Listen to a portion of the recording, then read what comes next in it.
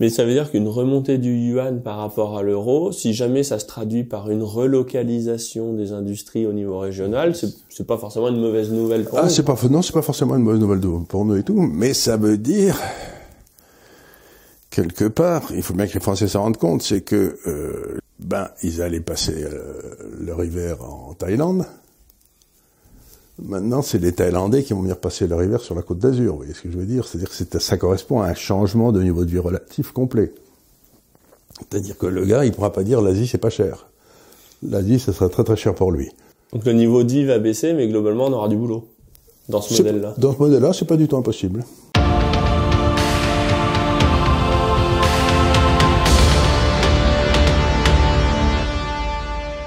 Charles Gave, bonjour, merci d'être avec nous aujourd'hui. Ouais, on se dit bonjour plusieurs fois par jour, non? Absolument, on n'a aucun problème avec se dire bonjour. J'avais une question aujourd'hui par rapport aux équilibres monétaires entre l'Asie, l'Europe et les USA. Aux USA, on a de gros déficits commerciaux, c'est-à-dire que tous les ans, les USA financent le monde, et essentiellement l'Asie, parce que une bonne part de leur consommation viennent de produits importés. Oui. Et ils exportent, ils sont loin d'équilibrer les exportations. Tout à fait. Donc, si le taux de change du dollar face au yuan tombe, ils ont un vrai problème de niveau de vie. Parce que ça va leur faire une inflation monstre dans les paniers de monsieur et madame Smith. Ou alors, il va falloir qu'ils trouvent d'autres producteurs, mais ça se trouve pas comme ça.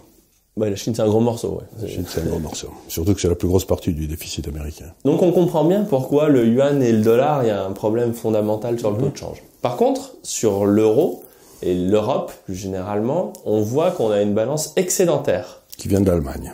Voilà. Et qui vient des pays de l'Est aussi, parce que nos pays à bas coût, c'est les Polonais, les Roumains, les... Oui, mais ça représente pas la masse de l'Allemagne, quand même. Parce que souvent, ce que fait l'Allemagne, c'est qu'elle produit en Pologne, et puis ensuite, elle envoie tout en Allemagne, on monte ça en Allemagne, et on dit c'est fait en Allemagne.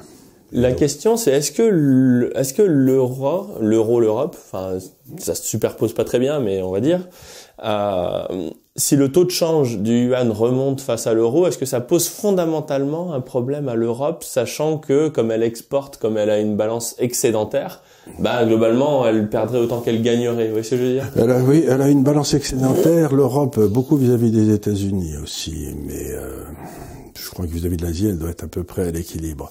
Donc, si le yuan venait à monter, il y a toute une série de produits qu'on achète en Europe, dont les prix monteraient aussi. Ça aurait donc un effet inflationniste sur l'Europe, mais sans doute beaucoup moins fort qu'aux États-Unis, c'est-à-dire que... Mais le vrai problème, c'est que, quelque part, imaginons, à l'intérieur de l'Europe, vous avez, mettons, l'Allemagne, qui est très compétitive, la Pologne, la Tchéquie, des choses comme ça sont très compétitives aussi, mais la France l'est pas tellement. Donc, si par hasard, l'euro venait à monter vis-à-vis des États-Unis, vous vous retrouveriez avec des gens en France qui seraient mal, quoi. Automatiquement, puisqu'on deviendrait moins compétitif. Alors, on deviendrait peut-être plus compétitif vis-à-vis de la Chine, mais je sais pas si ça compenserait. Il y a un double problème dans ce que vous dites. Bon, il y a le problème de l'équilibre entre les trois grandes monnaies, là. Bon.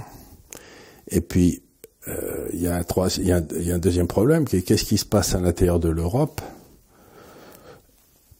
compte tenu du fait que les équilibres sont pas en Europe non plus. Donc vous avez un déséquilibre européen qui existe en même temps qu'il y a un déséquilibre mondial qui existe. Et essayer de comprendre comment les deux déséquilibres vont jouer l'un contre l'autre, c'est balèze, hein. Parce que c'est pas si... C'est ce que je dis toujours, c'est que les monnaies finalement c'est comme des gens qui tombent en parachute, hein. Si vous avez un gros parachute, vous tombez moins vite. Et ça donne l'impression que vous montez par rapport à la monnaie d'à côté qui a un petit parachute, quoi. Le problème, c'est qu'en Europe, on a un gros parachute avec l'Allemagne et pas de parachute avec la France. Donc, c'est difficile d'imaginer ce qui peut se passer. Si le yuan monte, comment se comporte la consommation européenne? Il y a des tas de produits, par exemple, je sais pas, mais beaucoup de téléphones sont montés avec toutes les pièces qui sont faites en Asie, quoi. C'est beaucoup d'entre elles. Il y a plus. Est-ce qu'il reste un fabricant de téléphone européen, peut-être Nokia est peut-être pas complètement mort. Peut-être Nokia, ouais. Un petit peu. Peut-être Nokia un petit peu. Je crois qu'Ericsson, ils sont dû sortir, non? J'en vois plus des téléphones Ericsson. Donc voilà. Donc c'est, comme on en a discuté ici dans le passé, vous avez eu une espèce d'optimisation des lignes de production terrible. Tout le monde est allé faire son bidouille en Asie.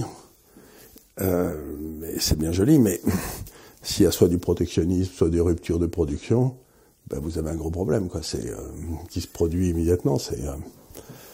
Donc, ce vers quoi on devrait se retourner dans l'avenir, c'est compte tenu de cette possibilité de changement dont certains peuvent être catastrophiques de niveau de change, comme ça. Moi, je crois qu'on va retourner vers des lignes de production où il y aura des lignes de production centrées sur l'Europe, des lignes de production centrées sur l'Asie et des lignes de production centrées sur la zone américaine. Mais il n'y aura plus la ligne, si vous voulez, je fais la recherche aux États-Unis, je produis en Asie et je vais en Europe, quoi. Vous voyez, ça c'est fini, c'est plus jouable parce que ça peut être foutu en l'air en 5 minutes par une variation des taux de change, quoi. Donc c'est un système dont je me tue à dire qu'il est potentiellement extraordinairement instable. Parce que vous avez à l'intérieur de l'euro des facteurs d'instabilité propres à l'euro, dont je sais moi parler, puis des facteurs d'instabilité énormes qui se mettent en place. Vous pouvez pas avoir parmi les 3 grandes banques centrales qui contrôlent les 3 grandes monnaies, 2 monnaies qui suivent des politiques extraordinairement à pied au plancher, on imprime tout ce qu'on peut et on verra bien ce qui se passe demain. Comme c'est le cas aujourd'hui avec l'euro et le dollar. Et puis une 3e monnaie qui dit mais non, si je ne vous fais rien, moi je vais garder la valeur de ma monnaie. Et il va se passer quelque chose, je sais pas quoi, mais c'est pas possible, quoi. Mais ça veut dire qu'une remontée du yuan par rapport à l'euro, si jamais ça se traduit par une relocalisation des industries au niveau régional, c'est pas forcément une mauvaise nouvelle pour nous. Non, c'est pas forcément une mauvaise nouvelle pour nous et tout, mais ça veut dire, quelque part, il faut bien que les Français s'en rendent compte, ils allaient passer leur hiver en Thaïlande. Maintenant, c'est les Thaïlandais qui vont venir passer leur hiver sur la Côte d'Azur. Vous voyez ce que je veux dire? C'est-à-dire que ça correspond à un changement de niveau de vie relatif complet. C'est-à-dire que le gars, il pourra pas dire l'Asie, c'est pas cher. L'Asie, ça sera très très cher pour lui. Donc le niveau de vie va baisser, mais globalement, on aura du boulot dans ce modèle-là. Dans ce modèle-là, c'est pas du tout impossible. C'est ça, c'est grosso modo, c'est ça. Donc en termes d'épargne, ce sera pas forcément une catastrophe tant qu'on achète en France, même si le pouvoir d'achat baissera. Sauf si vous avez des revenus fixes. Si vous avez des obligations, à ce moment-là, vous prendrez la baisse de la monnaie en plein dans les dents. Et là, vous prendrez la baisse sans espoir de récupération. Si vous achetez des actions en Europe, justement, qui produisent partout, elles monteront peut-être à due concurrence du fait que la monnaie baissera. Donc c'est un peu une protection contre une dévaluation, quoi. Si l'inflation est restée basse durant les 20 dernières années et que le taux de change avec l'Asie est resté en notre faveur, c'est principalement à cause du retard industriel que la Chine a compensé pendant cette durée.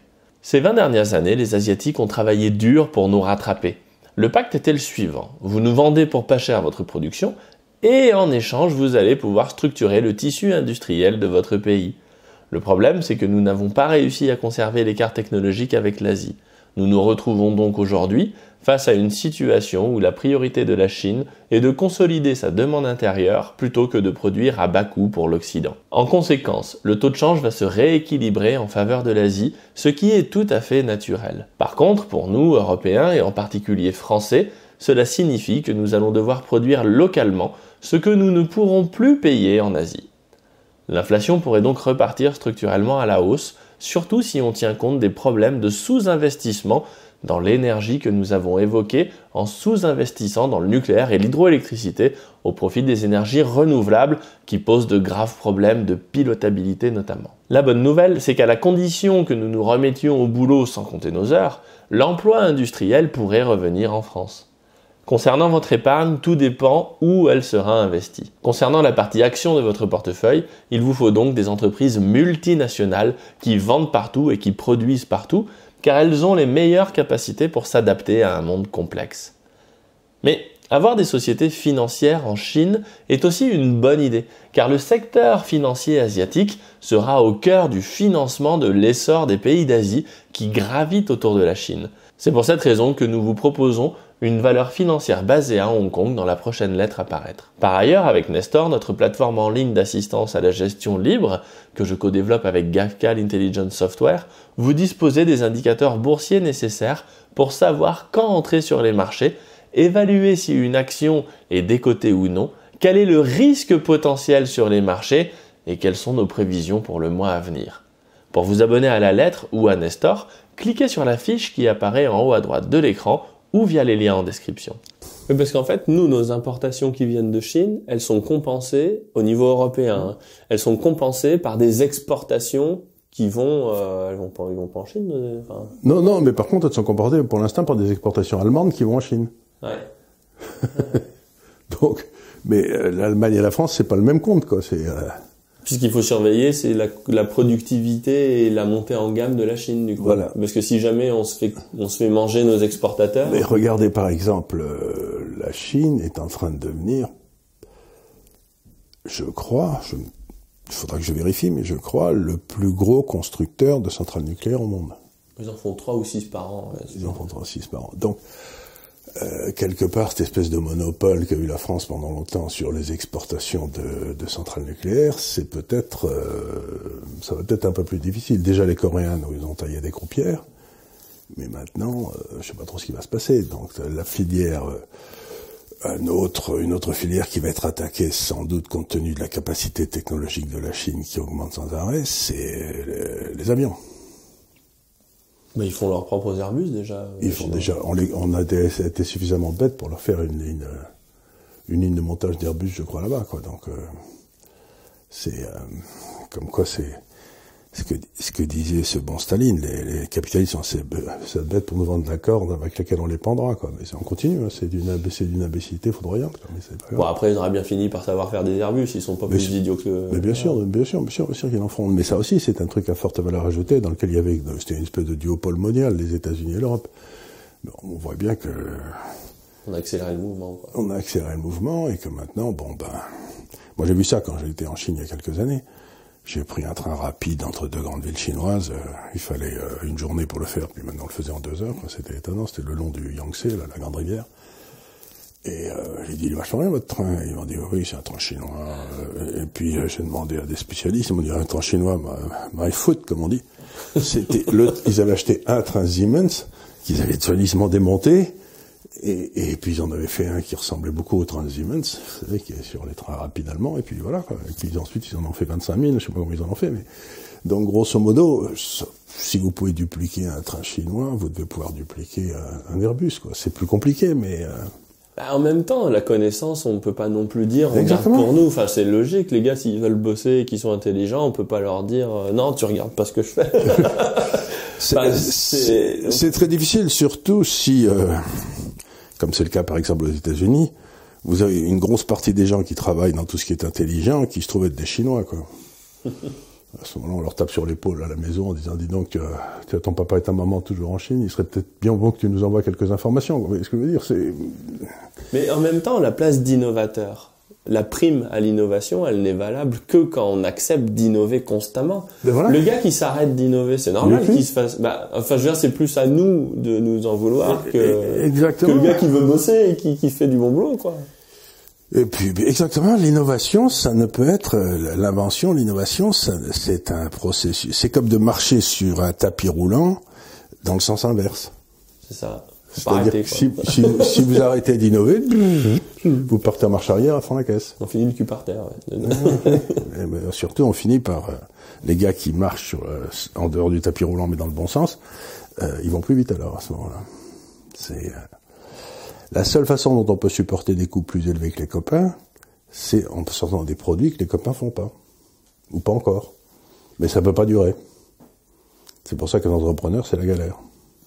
Oui, il faut pas y voir un acte hostile, ça c'est la logique des choses, quoi.